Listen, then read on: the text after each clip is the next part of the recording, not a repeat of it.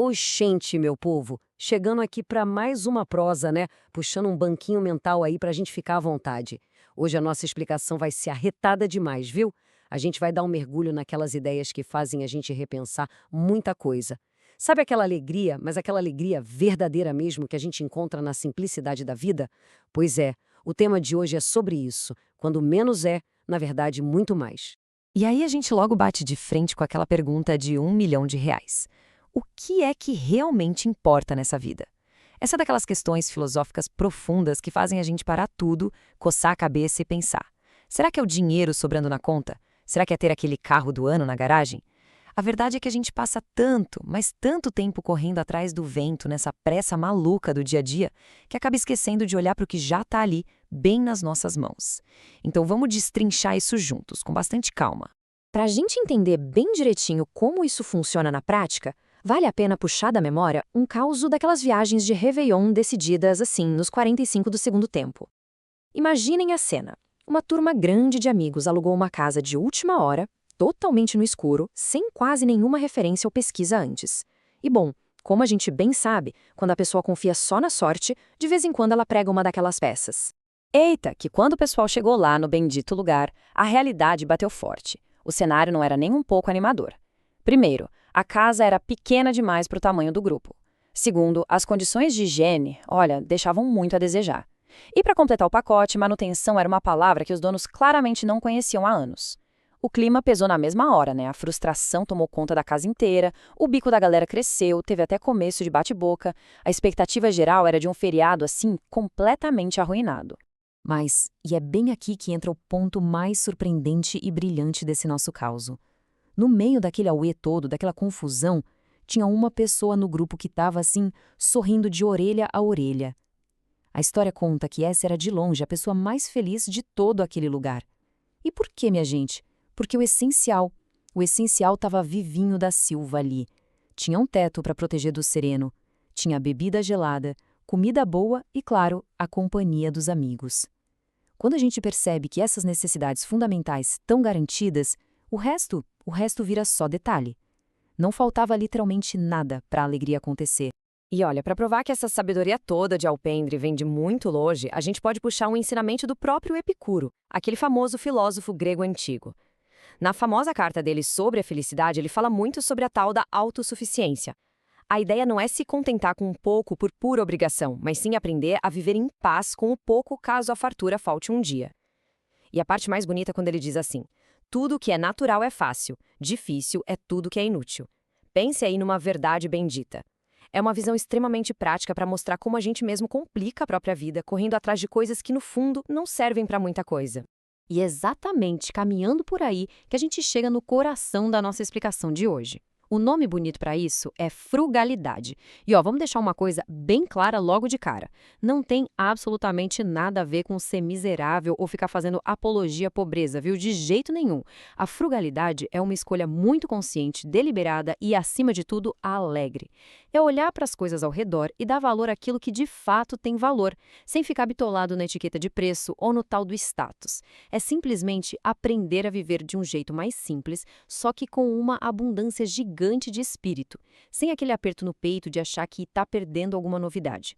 E tem um outro conceito muito arretado que anda ali, de braços dados com a frugalidade. O pessoal chama de downshifting, que trocando em miúdos é basicamente reduzir a marcha, dar aquela desacelerada tão necessária na vida. A chave de ouro para conseguir isso é o autoconhecimento, é conhecer os próprios desejos de forma muito segura. Porque a partir do momento que a gente sabe de verdade o que quer, a gente para de ser engolido por essa onda de consumo desenfreado. Isso acaba guiando a gente para escolhas infinitamente mais inteligentes e equilibradas, recusando o que não convém e abraçando o que melhora a nossa saúde do corpo e, claro, a tranquilidade da mente. Agora, para a gente conseguir visualizar isso bem direitinho, vale a pena imaginar a seguinte cena. De um lado, pensa no banquete de Natal de uma turma de operários.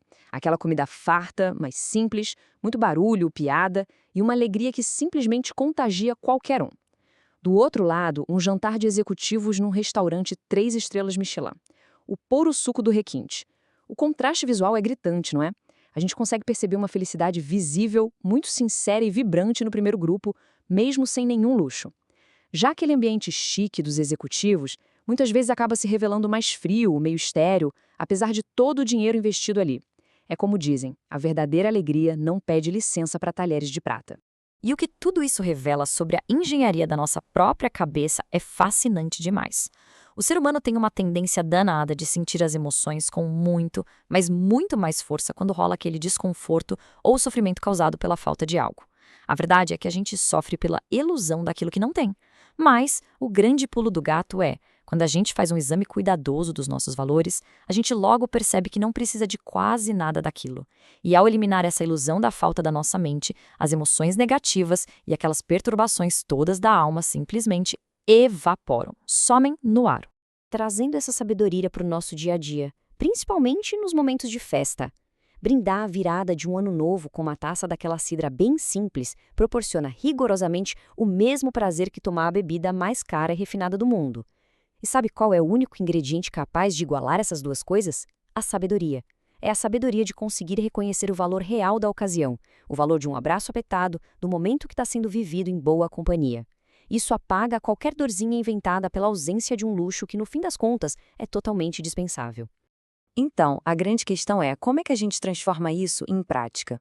A lição de casa pode ser resumida em 3 passos que funcionam como verdadeiros modelos mentais para a vida toda. Primeiro, cultivar a autossuficiência, ou seja, aprender a ficar plenamente satisfeito com o que é essencial. Segundo, fazer escolhas inteligentes, conhecendo os nossos desejos reais e não aqueles que a sociedade empurra a goela abaixo. E terceiro, e talvez o passo mais libertador de todos, ter a coragem imensa de rejeitar tudo aquilo que é inútil. É criar espaço, fazer uma faxina do que não serve, para finalmente deixar entrar o que preenche de verdade.